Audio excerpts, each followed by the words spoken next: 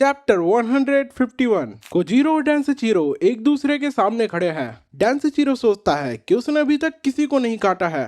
डेंसेचीरो अपनी स्वॉर्ड निकालने में हिचकिचा रहा है। उसके डर के मारे पसीने टपक रहे हैं। इतो इतोसाई नोटिस करता है कि कोजीरो में दूसरों के लिए संवेदना नहीं है। डेंसेचीरो कोजीरो को देखते हुए सोचता है कि तुम इतना भोला भाला चेहरा बनाकर उसे जान से कैसे मार सकते हो। जब तुम किसी को मारते हो तो तुम्हारे अंदर कुछ होना चाहिए, जैसे गुस्सा, नफरत, किसी भी तरह का इमोशन, सेल्फ डाउट और जोश। डेंसेचीरो कोजीरो के फेस को देखता है। उसे सिर्फ क्यूरियोसिटी नजर आती है। वो कहता है सिर्फ क्यूरियोसिटी। इतने में ही कोजीरो अपनी स्वॉर्ड को फेंक देता है। उएदा और ओयामा ये देखकर चौंक जाते हैं। डेंसेचीरो कहता है कि वो उसे काट देगा। कोजीरो आगे बढ़ता है। डेंसेचीरो अब भी अपनी स्वॉर्ड नहीं निकाल पाता। कोजीरो डेंसेचीरो की दूसरी स्वॉर्ड को निकाल लेता है। डेंसेचीरो मन ही मन में सोच रहा है कि वो कोजीरो को काट देगा। ये देखकर इतो इतोसाई डेंसेचीरो और कोजीरो के बीच में कूद जाता है। वो अपनी स्वॉर्ड कोजीरो की जांग में घुसेड़ देता है। कोजीरो चिल्लाने लगता है। उसकी जांग में से खून निकल रहा है।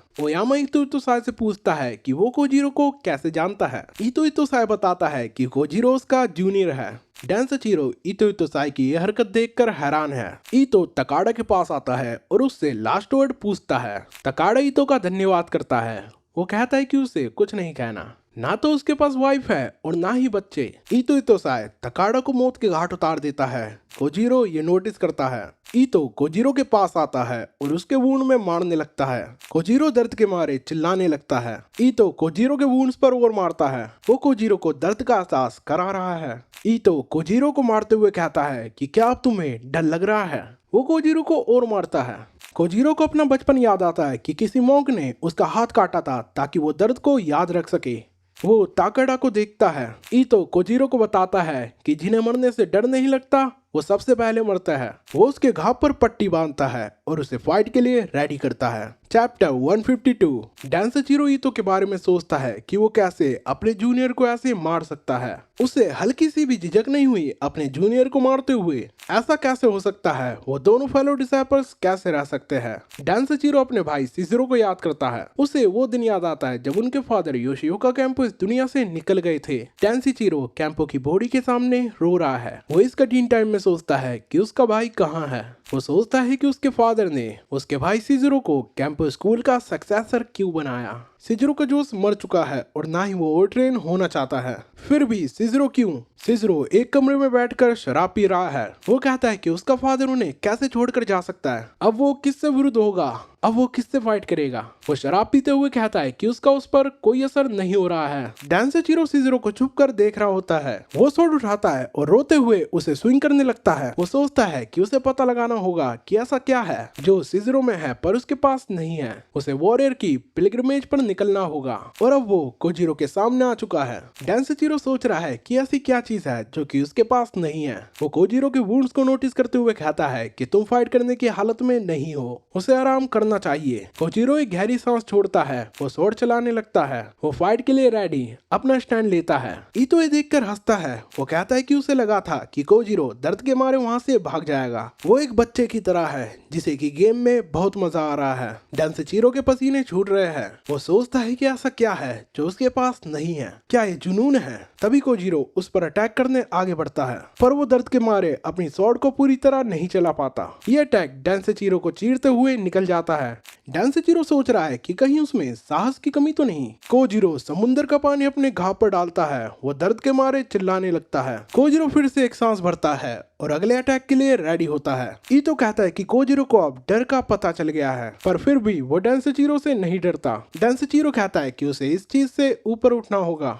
उएदा सोचता है कि डेंसेचीरो को कोजीरो पर अटैक करने की जरूरत है। उसे कोजीरो के घाव पर कोई दया दिखाने की जरूरत नहीं है। वो डेंसेचीरो को बताता है कि अगर तुम्हारी जगह तुम्हारा भाई सिजुरो होता तो वो कोजीरो के घाव पर अटैक करता। डेंसेचीरो चिल्लाते हुए कहता है कि वो योशिओका कैंपो का लड़का है। तभी तो बताता है कि कोजीरो बहरा है, उसे कुछ फर्क नहीं पड़ता कि तुम किसके लड़के हो। डेंसेचीरो सोचता है कि उसके पास कुछ नहीं बचा। वो रो रहा है। वो पूछता है कि तुम जख्मी होने के बाद भी क्यों फाइट कर रहे हो। वो अपने फादर को याद करता है कि उसने उसकी कभी तारीफ नहीं की और अपनी जांग में स्वॉर्ड घुसेड़ देता है। कोजीरो ये देखकर हैरान है। डेंसेचीरो कहता है कि उसे उसके भाई से ऊपर उठना होगा। ईतो कोजीरो को कहता है कि इस विशाल वर्ल्ड में तुम्हें कई तरह के लोग मिलेंगे। चैप्टर 153। डेंसेचीरो दर्द के मारे चिल्ला रहा है। ये देखकर कोजीरो को दूसरे के दर्द का एहसास हो रहा है। डेंसेचीरो अपने घाव पर पट्टी बांधता है और फाइट के लिए रेडी होता है। वो कोजीरो को अपना घाव दिखाता है और उसे बताता है कि अब वो दोनों इक्वल है। वो कोजीरो की ओर स्माइल करता है। ओयामा कहता है कि क्या डेंसेचीरो इस फाइट को इक्वल करना चाहता था, पर ये कोई डोजो की फाइट नहीं है। अपने आप को फाइट में इंजर्ड करना तो बेवकूफी भरा है। योशिओका स्कूल का कोई फ्यूचर नहीं है। ओएदा सोचता है कि ओयामा गलत सोच रहा है। डेंसेचीरो के पास कोई एडवांटेज नहीं थी। वो किसी को जान से नहीं मार सकता था। सिज़रो के पास इंस्टिंक्ट है पर डेंसेचीरो के पास नहीं। पर अपने आप को काटने के बाद उसने इस इंस्टिंक्ट को जगा लिया है। डेंसेचीरो चिल्लाता है और कहता है कि मैं तुम्हें काट दूंगा। वो कोजीरो पर अटैक करता है। कोजीरो उसे डॉज करता हुआ अटैक करता है, जिससे डेंसेचीरो का कान कट जाता है। डेंसेचीरो उस पर फिर से अटैक करता है। कोजीरो उस अटैक से बचता हुआ ताकेडा की बॉडी के कारण गिर जाता है। कोजीरो अपने आप को संभालता है। डेंसेचीरो फिर से कोजीरो पर अटैक करता है। कोजीरो इस बार उसके अटैक को ब्लॉक करके उसके घाव पर पैर से मारता है। कोजीरो डेंसेचीरो पर अटैक करता है, पर वो अटैक इतना इफेक्टिव नहीं होता। उससे डेंसेचीरो को सिर्फ खरोंच आती है। ओएदा सोचता है कि डेंसेचीरो के पास रीच की एडवांटेज है। कोजीरो की स्वॉर्ड छोटी है। ईतो कहता है कि ये कोजीरो के लकड़ी से प्रैक्टिस करने से हो रहा है। अगर उसने ये नहीं जाना कि तलवार की धार को कैसे यूज करते हैं तो ये बैटल कभी खत्म नहीं होगी। कोजीरो तलवार की धार को देखता है और स्वॉर्ड को घुमाने लगता है। डेंसेचीरो नोटिस करता है कि कोजीरो स्माइल कर रहा है। कोजीरो और डेंसेचीरो दोनों एक दूसरे पर अटैक करते हैं। कोजीरो अटैक को ब्लॉक करते हुए डेंसेचीरो की छाती को चीर देता है। ईतो नोटिस करता है कि कोजीरो अच्छी फाइट कर रहा है। डेंसेचीरो कोजीरो को धक्का मारकर गिरा देता है। वो कोजीरो से पूछता है कि तुम क्यों हंस रहे हो। वो समझ जाता है कि कोजीरो को फाइट करना पसंद है। चैप्टर 154। डेंसेचीरो सोचता है तो कोजीरो इसलिए स्माइल कर रहा है क्योंकि उसे फाइट करना पसंद है। वो कहता है कि कोजीरो बहुत बहादुर है। डेंसेचीरो अपनी छाती पर हाथ लगाता है और कहता है कि उसकी रिब बोन्स ने उसकी जान बचा ली। कोजीरो की स्वॉर्ड छोटी थी, इसलिए घाव भी ज्यादा गहरा नहीं है। वो नोटिस करता है कि कोजीरो उसकी छोटी स्वॉर्ड यूज कर रहा है। वो सोचता है कि अभी तक उसने ये नोटिस नहीं किया था।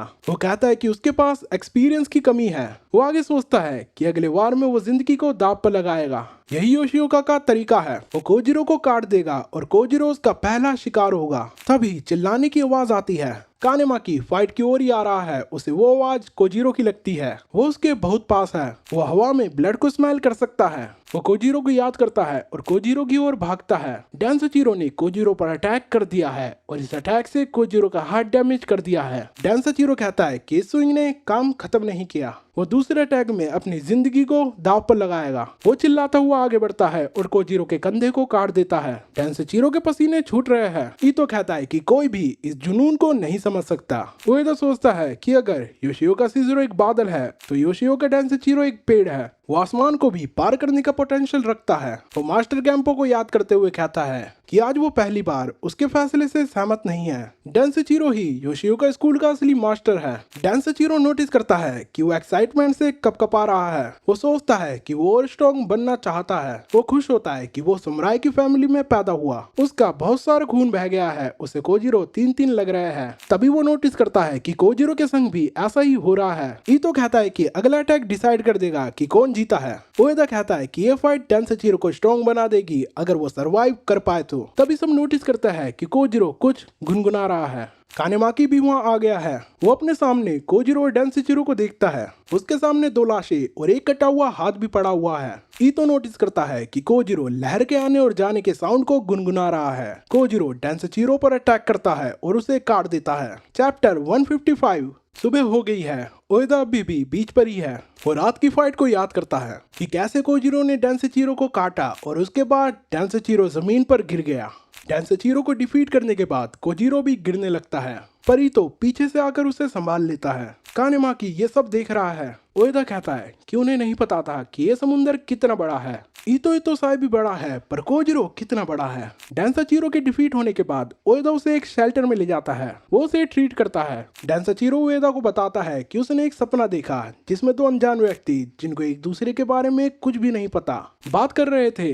दोनों को स्वॉर्ड पसंद थी और दोनों ही स्ट्रॉन्ग बनना चाहते थे। उसने बहुत बातें की और वो बहुत एक्साइटेड था। हमने वादा करा कि हम स्ट्रांग बनने के बाद फिर मिलेंगे। ओएदा कहता है कि डेंसेचिरो ऐसे बात कर रहा था जैसे कि वो किसी ओल्ड फ्रेंड से मिला हो, पर उन दोनों ने ही कल रात एक दूसरे को जान से मारना चाहा है। कोजिरो एक अलग इंसान है, उसके पोटेंशियल को कोई भी नहीं माप सकता। ओएदा मास्टर कैंपो से प्रार्थना करता है कि वो डेंसेचिरो का ध्यान रखे। कोजिरो आराम कर रहा है, कानेमाकी उसके लिए मेडिसिन बना रहा है। कानेमाकी उसके घाव पर मेडिसिन लगा रहा है। वो याद करता है कि जब कोजिरो छोटा था तो उसने कोजिरो से वादा किया था कि वो हमेशा उसके साथ रहेगा और उसे प्रोटेक्ट करेगा। वो कोजिरो के साथ बिताया हुआ टाइम याद करता है। नेक्स्ट सीन में कोजिरो इतो इतोसाई के संग विलेज को छोड़कर जा रहा है। वो अपने मास्टर को याद करता है, वो रोने लगता है। इतो इतोसाई और कोजिरो विलेज को छोड़ रहे हैं। चैप्टर 156। कोजिरो विलेज को छोड़ते हुए पीछे मुड़कर देखता है। कानेमाकी चट्टान पर बैठा हुआ है। वो उस रात को याद करता है। वो इतो से पूछता है कि कोजिरो ने कितने जनों को काटा।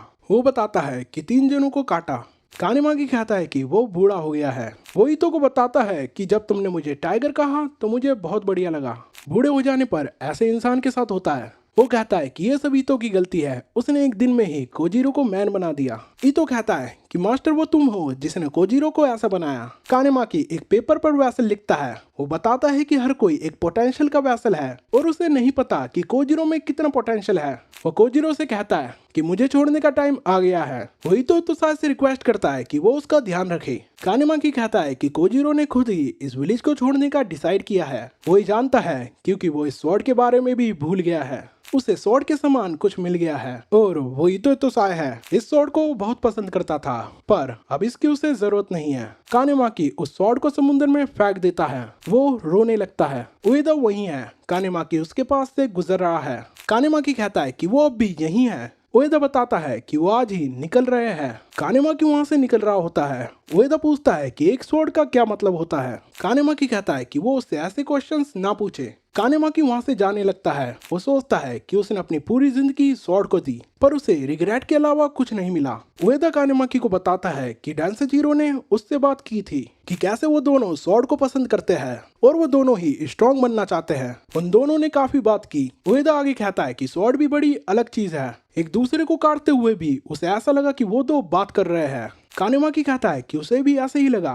वो कोजिरो से हुई उसकी कई फाइट्स को याद करता है। उएदा बताता है कि डेंसेचिरो ने कोजिरो के बारे में ऐसा कहा जैसे कि कोजिरो उसका ओल्ड फ्रेंड हो जिसे वो 10 साल से जानता हो। कानेमाकी उएदा से कहता है कि वो चट्टान इन सब में ऊंची है। वो ऐसा कहकर उस चट्टान पर चढ़ने लगता है। वो चट्टान पर चढ़ जाता है। कोजिरो को याद करता हुआ कानेमाकी कहता है कि उसने अपनी जिंदगी स्वॉर्ड के दम पर जी, जो कि जीने लायक थी। वो हंसने लगता है। वो कहता है कि क्योंकि मैंने तुम जैसे एक महान स्वॉर्डमैन को बनाया। उस रात कानेमाकी एक लेटर लिखता है। वो कोजिरो के संग बिताया हुआ टाइम लिखता है और उसमें वो चिजुरो स्टाइल से कोजिरो के पास होने का सर्टिफिकेट भी लिखता है। अगले दिन वो तैनकी को कहता है कि वो ये जरूर कोजिरो तक पहुंचा दे। तैनकी अपने मास्टर कानेमाकी से प्रॉमिस करता है कि वो ये लेटर कोजिरो तक पहुंचा कर ही रहेगा, भले उसे कितने भी साल क्यों ना लग जाए। आगे चलकर ये लेटर माता हाची के हाथ में आ जाता है, जिसके बाद माता हाची कोजिरो का नाम यूज करने लगता है। चैप्टर 157। कोजिरो इतो के साथ नए सफर पर निकल गया है। वो अपने फ्रेंड तैनकी को याद करता है। तैनकी को मास्टर ने कोजिरो का सर्टिफिकेट डिलीवर करने को कहा है। तैनकी को ये नहीं पता कि कोजिरो किस ओर निकला है, पर वो कॉन्फिडेंट था कि वो अपने ओल्ड फ्रेंड को ढूंढ ही लेगा, क्योंकि वो जानता था कि वो जहां भी चला जाए वो सासाकी कोजिरो का नाम सुनने वाला है। कानेमाकी अपनी झोपड़ी में पेपर्स को इकट्ठा करता हुआ कोजिरो को याद करता है। ईतो और कोजिरो एक हट में बैठकर चाय पी रहे हैं। उस हट में कुछ और लोग भी हैं। ईतो पैसों से भरा बैग कोजिरो को देता है और फ्रेश होने की बोलकर निकल जाता है। कोजिरो को अकेला देख वो 3 समुराई कोजिरो से पैसे लेने आ जाते हैं। वो कोजिरो को पैसों का बैग उन्हें देने को कहता है। ईतो ये सब पेड़ के पीछे से देख रहा है। एक समुराई कोजिरो पर अटैक करने के लिए आगे बढ़ता है। कोजिरो उसे लात मारकर नीचे गिरा देता है और उससे उसकी स्वॉर्ड छीन लेता है। तभी वो 2 समुराई भी कोजिरो से फाइट करने के लिए रेडी होते हैं। उनमें से एक नोटिस करता है कि कोजिरो की आंखें खूबसूरत है और दूसरा कोजिरो का फेस बहुत इनोसेंट है। वो कहता है कि वो उसे नहीं मारना चाहता, वो बस उसे पैसों से भरा बैग दे दे। वो कहता है कि वो 5 तक गिनेगा, वो पैसे यहाँ रख दे। वो स्वॉर्ड से इशारा करता है। वो गिनना चालू करता है। कोजिरो स्वॉर्ड को लेकर उसके पास आ जाता है, जिसे देखकर वो चौंक जाता है। वो कोजिरो पर अटैक करता है, पर कोजिरो उसे डॉज करके उसके कंधे पर तलवार रख देता है। तभी पीछे से दूसरा समुराई कोजिरो पर अटैक करने आगे बढ़ता है। ईतो नोटिस करता है कि कोजिरो ने पीछे वाले समुराई को भी देख लिया है। वो कहता है कि सुन ना पाने के कारण उसकी आंखें औरों के मुकाबले ज्यादा शार्प है। कोजिरो उन दोनों समुराई को डिफीट कर देता है। वो समुराई उसका नाम पूछता है। ईतो इतोसाई उन्हें बताता है कि उसका नाम ससाकी कोजिरो है, और या फिर तुम उसे एचिजेन का क्रेजी टाइगर भी बुला सकते हो। ईतो सोचता है कि क्या उसे हर बार कोजिरो की बजाय जवाब देना होगा। वो कोजिरो को लेकर वहां से भाग जाता है। वो दोनों एक कपड़े की दुकान पर आते हैं। ईतो कोजिरो के लिए एक बड़े कपड़े पर invincible under the haven Sasaki Kojiro लिखता है। वो दुकान के ओनर से एक पोल मांगते हैं। वो कोजिरो से कहता है कि तुम एक पत्थर की तरह साइलेंट हो, पर तुम्हें चैलेंज करने के लिए काफी लोग आने वाले हैं। गैन को भी पत्थर कहा जाता है, क्या वो उसके स्टाइल को गैनड्रू स्टाइल कहे? वो कपड़े पर गैनड्रू लिख देता है। नेक्स्ट सीन में कोजिरो ने एक लंबा पोल पकड़ रखा है जिस पर इनविंसिबल अंडर द हेवन गैनड्रू ससाकी कोजिरो लिखा है। वो किसी विलेज से निकल रहे हैं। इसे देखकर कुछ लोग उस पर हंस रहे हैं और कुछ डरे हुए हैं। तभी वो एक स्वॉर्डमैन को देखता है जिसके कपड़े पर लिखा होता है number 1 martial artist under the heaven Muso Gonnosuke. ईतो ये देखकर जोर जोर से हंसने लगता है। वो आवाज लगाता है कि number 1 martial artist under the heaven, ये देखो invincible swordsman under the heaven. Kojiro और मुसो एक दूसरे को देखते हैं और ये वॉल्यूम यहीं एंड होती है।